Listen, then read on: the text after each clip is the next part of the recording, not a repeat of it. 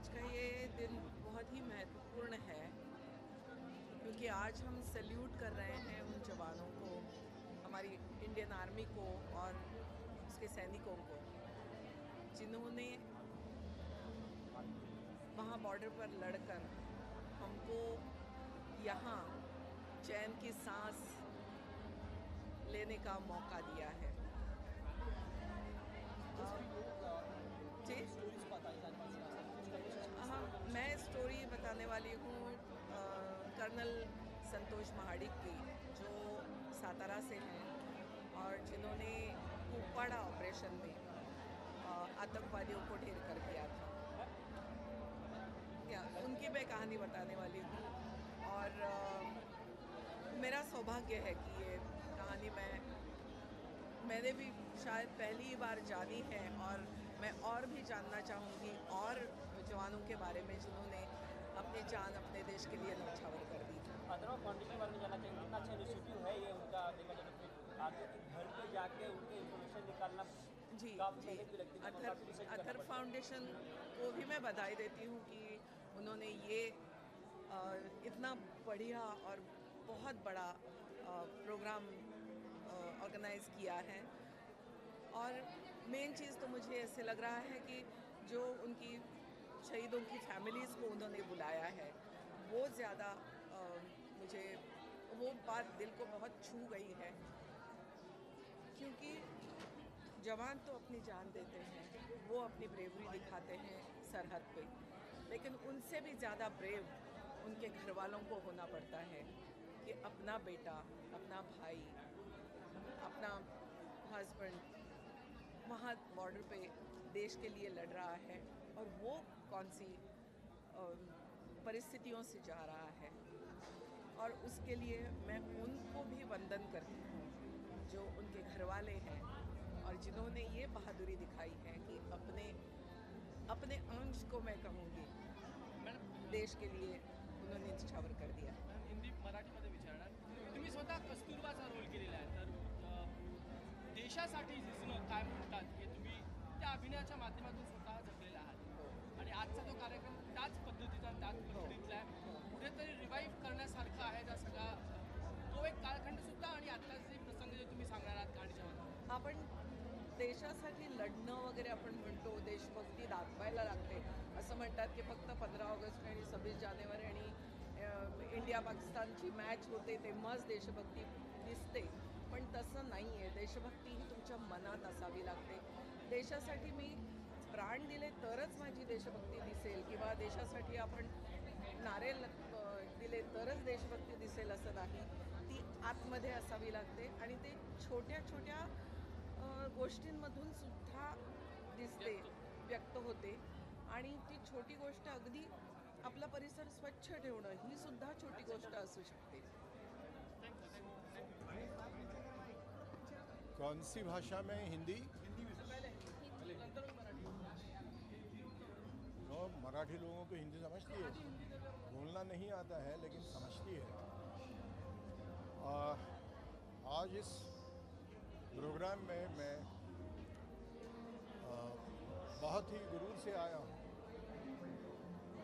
क्योंकि मैं पिछले 30 सालों से इंडियन आर्मी के जो, मैं उन्हें अपाहिज नहीं कहूँगा, हाथ पाँव उन्हें नहीं है, लेकिन वो ज़बरदस्त हिम्मत वाले हमारे जो जवान हैं, जो वॉर में ज़ख्मी हो गए, लेकिन आज भी वो हमसे अच्छी तरह से ज़िंदा है। और हमें बहुत गुरूर है हमारे जवान ऐसे हैं। तो उन लोगों के लिए क्वींस मेरी technical institute for disabled soldiers of India, ये पूना स्थित 100 साल की पुरानी एक इंस्टीट्यूट है, वहाँ मैं काम करता हूँ। मेरे घर के 2 लोग इंडियन एयरफोर्स में हैं। मेरा सगा भांजा, इकलौता भांजा, he was the youngest group captain of Indian air force who was teaching the combat on Sukhoi 30 to the next generation, अगली पीढ़ी के लिए। मेरा सगा इकलौता भांजा जो youngest group captain of Indian air force है, वो पिछले 21-22 साल से नई पीढ़ी के जो पायलट्स हैं, फाइटर पायलट्स, उन्हें आसमान में कैसे युद्ध करना ये सुखोई 30 पे सिखाता रहा। अभी अभी वो रिटायर हो गया है। मुझे बहुत गर्व है हमारे हिंदुस्तान के, इसे मैं हिंदुस्तान नहीं कहना चाहता, हमारे भारत देश के जो हमारे सोल्जर्स हैं, चाहे फिर वो chief of the army staff हो या एक कॉर्पोरल हो, ये सब के लिए मेरे दिल में समान भावनाएं, इज्जत है और मैं इनकी बहुत इज्जत करता हूँ। हमारे पूरे मुल्क के सारे जो रहवासी हैं, हम सारे देशवासियों ने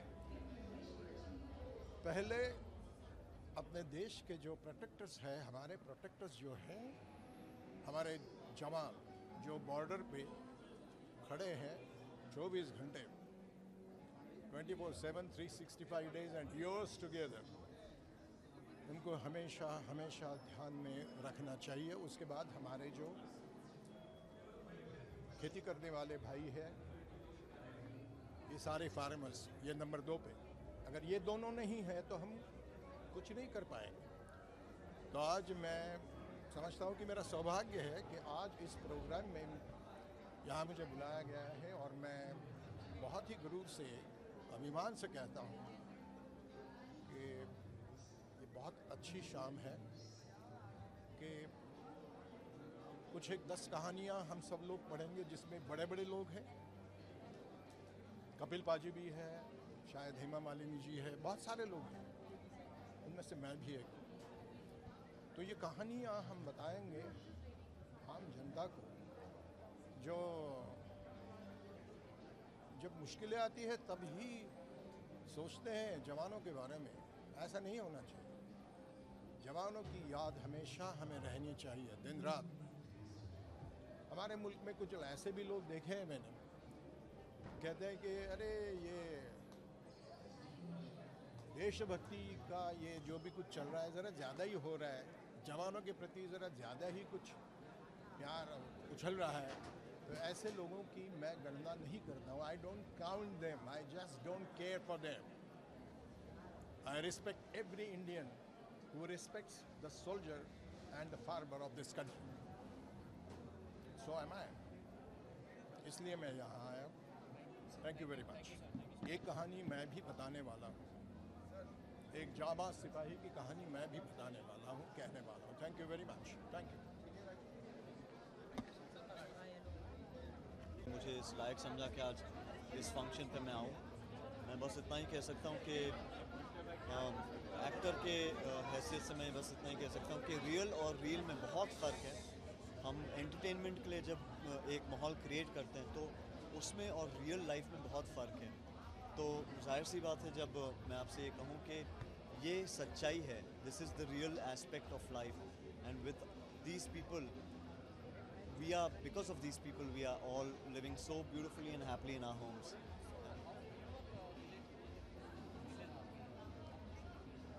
I think all of us are related to it. It's not just me, it's not just some of the dignitaries and people sitting in the auditorium. I'm sure it's you and all the audience who's sitting out here. Like I said before, that it's not because of me that you all are happy in your home. Entertainment is a very small part of this world, but these men who go out there and fight for your happiness are the men that we have to go and honor today. Yeah?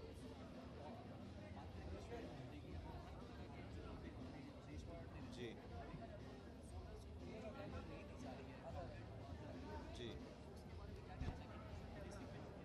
नहीं, इसलिए तो मैं कह रहा हूँ कि मैं बहुत खुश हूँ कि आज सुनील सर ने ये एक इनिशिएटिव लिया है, क्योंकि ये इनिशिएटिव से एक हम आवाज़ क्रिएट करना चाह रहे हैं। आज ये एक इनिशिएटिव से हम ये भी जानते हैं कि देश भर में ही नहीं, बट पूरे हिंदुस्तान में ही नहीं, पूरे ग्लोब में एक आवाज़ ऐसी उठे कि we respect these people, you know. So to be very honest, I think each and every individual out here should for a minute at least every day think of those lives and those families that are sending their sons to a border to actually fight for you.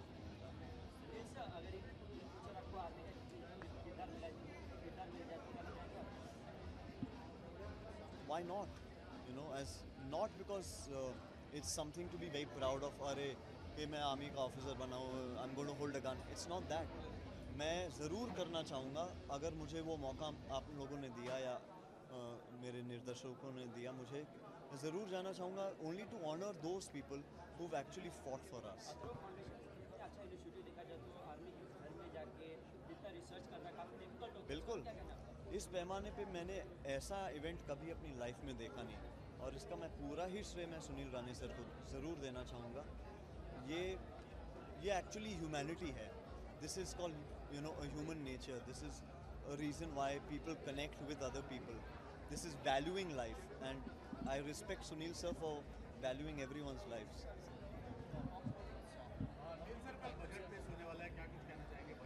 I just hope the budget is really nice and reasonable. Well, Saho is interesting. It's shaping up really well. I've said this many times. Action is starting very soon. I'm just preparing for that right now. The film shaped up really well up till now. Sujit is very good. He's 26 years old, but a brilliant director. Yeah.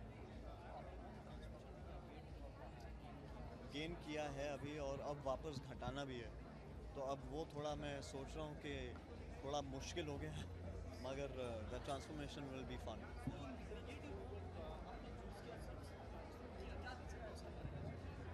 Sir मैंने अपने career के शुरुआत से ही negative role choose किया है। Johnny गद्दार भी negative था, सात खून माफ, डेविड, कितनी सारी फिल्में। मैं पॉजिटिव नेगेटिव ऐसे नहीं देखता। आई जस्ट सी कि एज अ कैरेक्टर वो स्क्रीन पे जब आता है तो इम्पैक्ट है कि नहीं।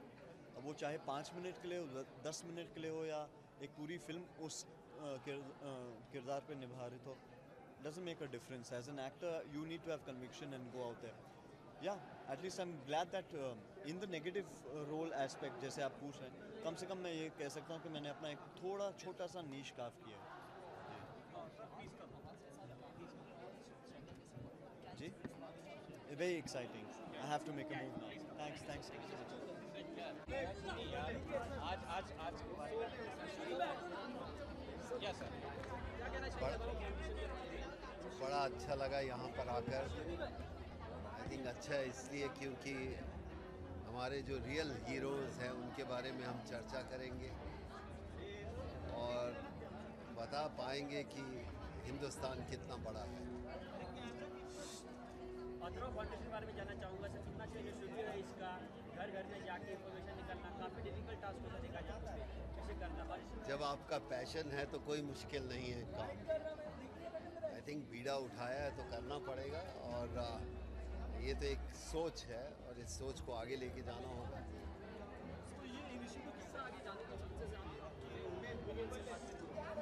बहुत कुछ निर्भर करता है आपके ऊपर, मीडिया के ऊपर, कि आप कितना दिखाना चाहते हो। मैं कहूँगा कि आप सबसे निवेदन करूँगा कि हमें सेंसेशन स्टोरी नहीं बतानी चाहिए।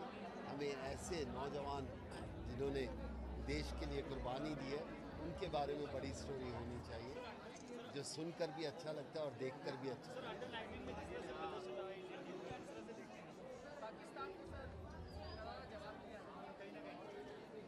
क्रिकेट कहाँ से आ गई? उम्मीद करते हैं अंडर 19 वाले जीत के लाएंगे कप। कल बजट भी आ रहा है, क्या कहना चाहेंगे उसके बारे में? आपने मेरे को पॉलिटिशियन समझा क्या? उम्मीद करते हैं अच्छा बजट आना चाहिए जो हर एक का हिंदुस्तानी के लिए इम्पोर्टेंट है।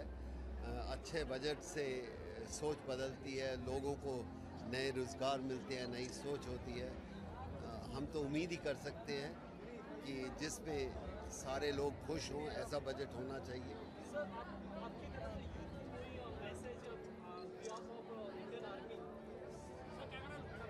मैं यही चाहूँगा कि हर यूथ एक बार ये सोचे कि अगर उसको आर्मी में जाना हो तो कैसे जाना होगा। अगर सोच ही लेगा तो वही काफ़ी है। जाना तो बहुत ही बेहतरीन या खूबसूरत होगा, लेकिन एक नौजवान जब सोचता है कि मुझे आर्मी में जाना है, सोच ही बहुत बड़ी है।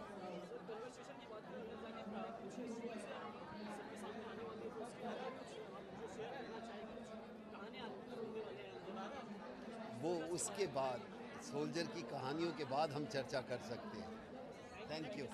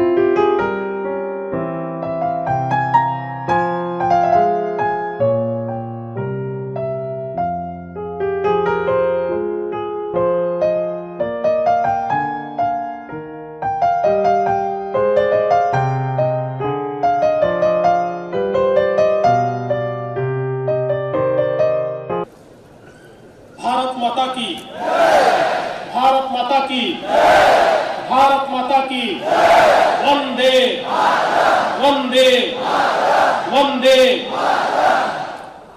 मंच पर उपस्थित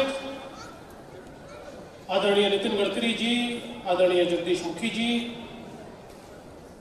जिनसे हम लोग प्रेरणा पाते हैं, ऐसे लेफ्टिनेंट जनरल विशंबर सिंह जी, हमारे बहुत ही डेकोरेटेड इस प्रकार के सेना के अधिकारी, नायब सूबेदार Sanjay Kumar ji, wing commander Jagmohan Nath ji, captain बाणा सिंह जी, मेरे साथी आशीष शेलार जी, सम्मानीय विक्रम गोखले जी, कपिल देव जी, अजिंक्य पाटिल जी, रोहिणी हत्तंगड़ी जी, नील नितिन मुकेश जी, आफ्ताब शोदासानी जी, हमारे मित्र मधुर भंडारकर जी, अमीषा पटेल, सोनल चौहान, और इस कार्यक्रम को जिन्होंने आयोजित किया, ऐसे अथर्व फाउंडेशन के अध्यक्ष मेरे मित्र सुनील राणे जी। मैं सबसे पहले सुनील राणे जी का बहुत बहुत अभिनंदन करना चाहता हूँ। इस कार्यक्रम को उन्होंने आयोजित किया। और सुनील जी, मैं आगे की कुछ बातें कहने से पहले आपको एक बात आश्वस्त करता हूं। आपने कहा कि जो हमारे सैनिक शहीद होते हैं उनको महाराष्ट्र सरकार की ओर से केवल 8.5 लाख रुपए दिए जाते हैं। वैसे तो शहीदों की शहादत का कोई मोल नहीं होता और पैसे में हम उसको आंक भी नहीं सकते, किंतु इस सरकार के आने के बाद हमने उसको 20 लाख रुपए किया है। पर आज मैं घोषित करता हूं, आपने जिस प्रकार से मांग की है, हमारे शहीदों के परिवारों को महाराष्ट्र की सरकार 25 लाख रुपए देगी।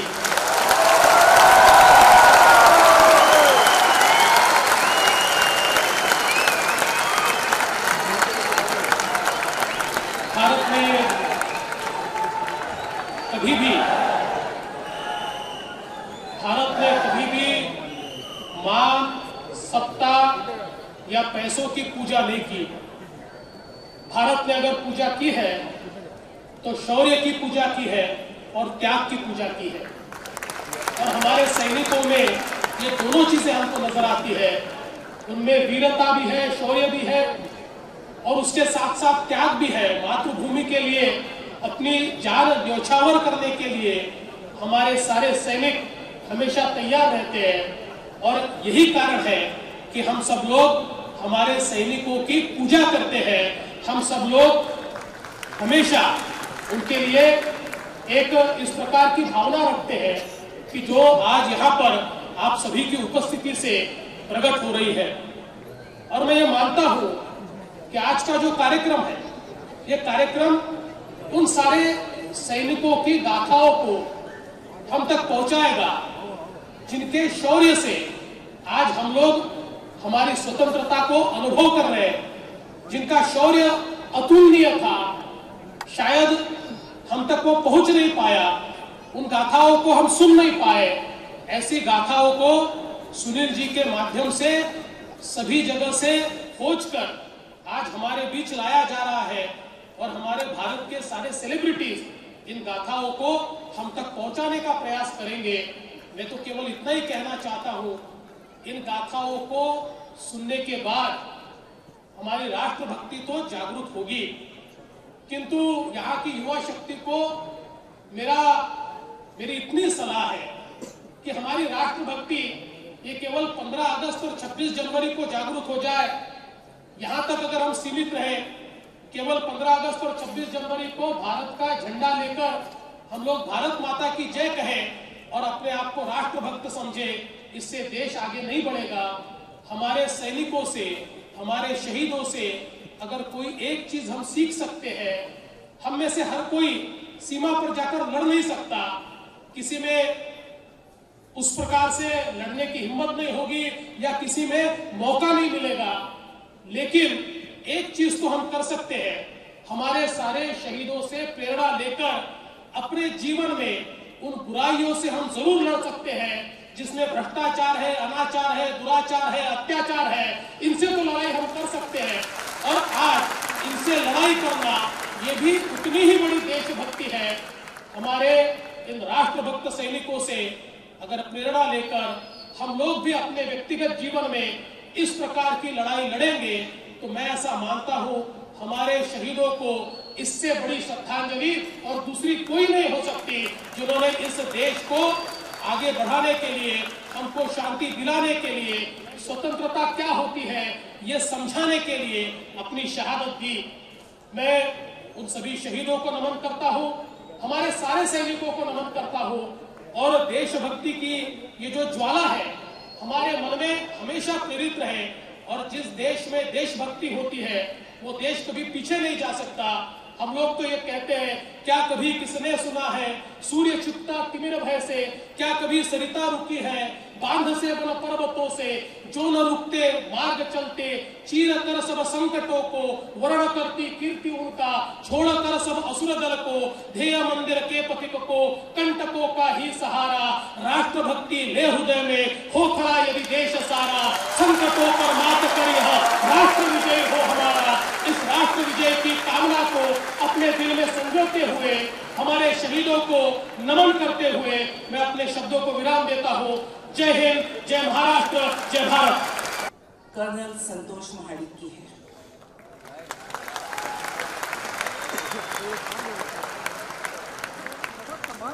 इनका जन्म 15 जनवरी 1977 को महाराष्ट्र सातारा के डिस्ट्रिक्ट एक छोटे से गांव पोगारवाड़ी में हुआ। संतोष जी के पिता डेयरी फार्मर थे और इसी कारण उनका बचपन भी प्रकृति के सन्निध हुआ। बचपन से उन्हें खेलकूद का बहुत शौक था। वो एक बेहतरीन बॉक्सर, रनर और गोलकीपर थे। सैनिक स्कूल में उन्होंने अपनी शिक्षा पूरी की। मराठी में कहावत है, मुलाचे पाय पाण्यात दिसतात। जाहिर है उन्होंने दिसंबर 1998 में भारतीय सेना में वो शामिल हुए और उसका एक महत्वपूर्ण हिस्सा बने।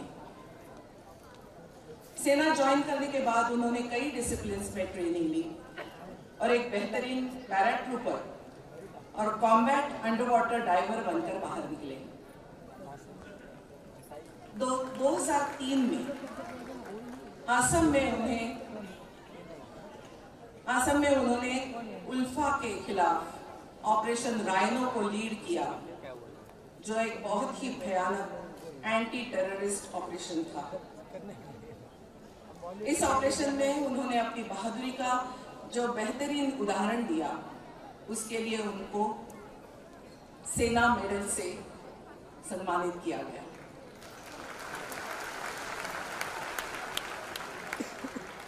इसके उपरांत कर्नल महाडिक जी ने 21st para special forces unit के एक अधिकारी के रूप में 10 साल तक जम्मू और कश्मीर और नॉर्थ ईस्ट इंडिया में मिलिटेंट्स के खिलाफ कई ऑपरेशंस में हिस्सा लिया।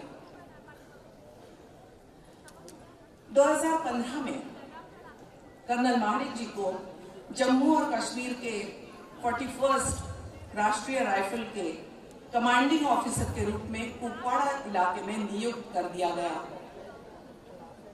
जहां आतंकवादी फैले हुए थे।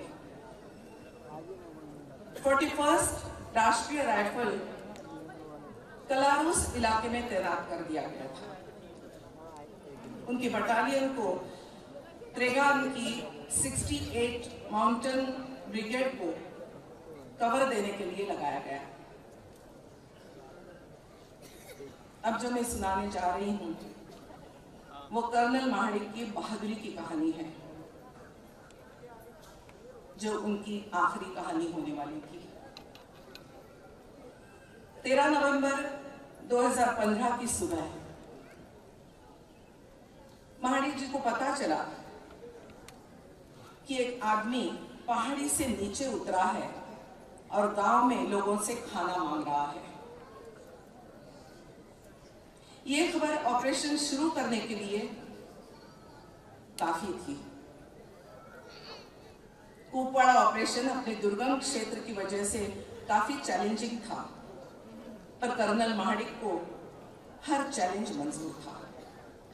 जब उन्हें पता चला कि इस इलाके में लश्कर-ए-तैयबा के आतंकवादी घुसे हुए हैं और मणिगाह में उन्होंने अपना ठिकाना बना लिया है, उन्होंने ठान ली कि वो न सिर्फ इस ऑपरेशन को लीड करेंगे बल्कि अपनी पूरी शिक्षा और प्रशिक्षण का उपयोग करके इन आतंकवादियों को ढेर करेंगे। ऐसे में 2 दिन बीत गए। 16 नवंबर 2015 की रात को आतंकवादियों को पछाड़ने के लिए कर्नल महाडिक ने एक ऑपरेशन की रचना की। 160 टेरिटोरियल आर्मी के साथ उन्होंने 41 राष्ट्रीय राइफल को तैनात कर दिया। 16 नवंबर की रात को जैसे ही आर्मी ने घुसपैठ की तो आतंकवादियों ने आर्मी पर फायरिंग कर दी, जिसमें कर्नल महाडिक के राइफलमैन मोहम्मद के पैरों में गोली लगी। कर्नल महाडिक ने सिपाही को निकाला और इलाज के लिए भेज दिया। पूरी रात ऑपरेशन चला, यहां तक कि अगले दिन 17 नवंबर दोपहर तक आतंकवादियों को खोजा गया।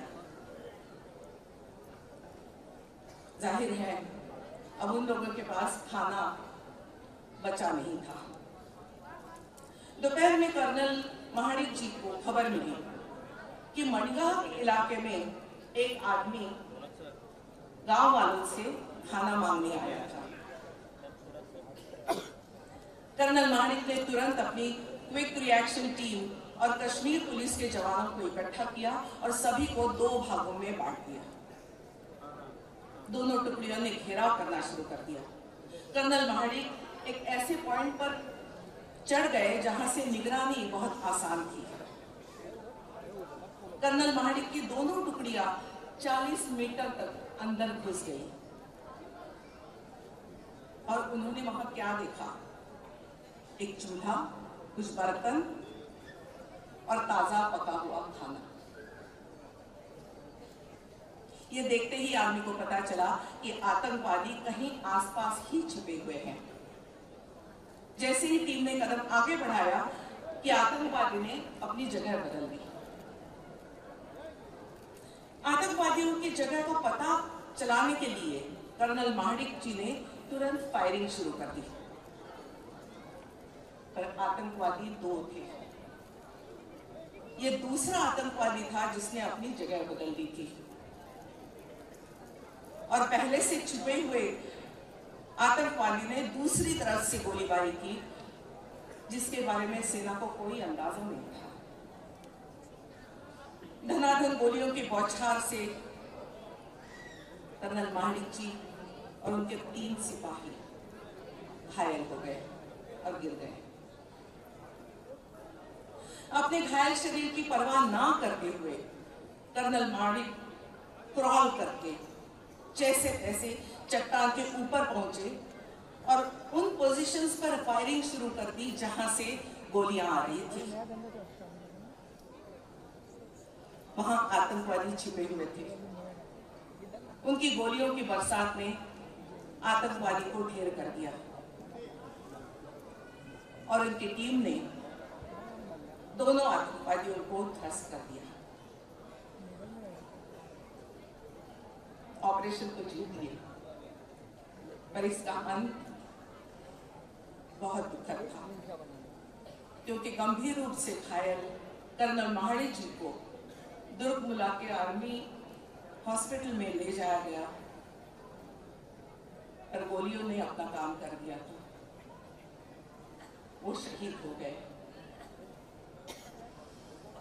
इस ऑपरेशन में अपनी बहादुरी का बेहतरीन उदाहरण देने के लिए उन्हें मरणोपरांत शौर्य चक्र से सम्मानित किया।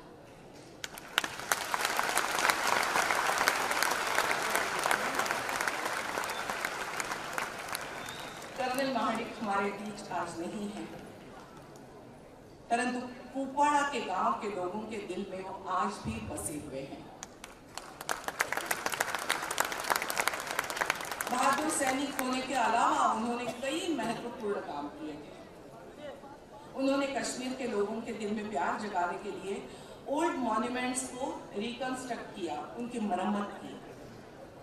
उनका मानना था कि कुपवाड़ा टूरिज्म रिवाइवल किया जाएगा, तभी वहाँ के युवकों के लिए एम्प्लॉयमेंट चांसेस होंगे और उनको रेडिकलाइजेशन से डाइवर्ट करेंगे। उन्होंने कश्मीर के युवा बच्चों में विलेज टूरिज्म को एक्सप्लोर करने के लिए जयपुर चौकीडानी भेजा, ऋषिकेश में रिवर राफ्टिंग के लिए भेजा। कर्नल महाडिक एक्स मिलिटेंट्स को खुद पर्सनली काउंसिल करते थे और उन्हें एक नए जीवन के लिए रास्ता दिखाने के लिए मदद करते थे।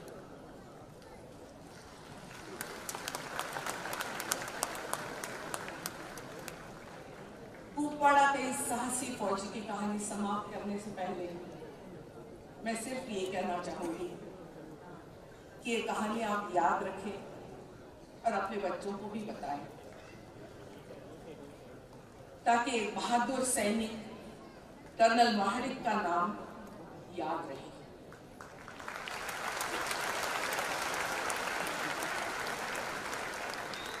हाँ, अफसर थे लेकिन मैं सैनिक ही कहूंगी, क्योंकि उन्हीं के शब्दों में अगर कहा जाए, वो कहते थे हर ऑफिसर एक सोल्जर होता है और हर सोल्जर एक लीडर।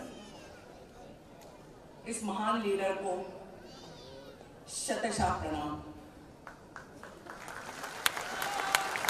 आज उन्हीं की वजह से हम यहाँ चैन की सांस ले रहे हैं। जय हिंद।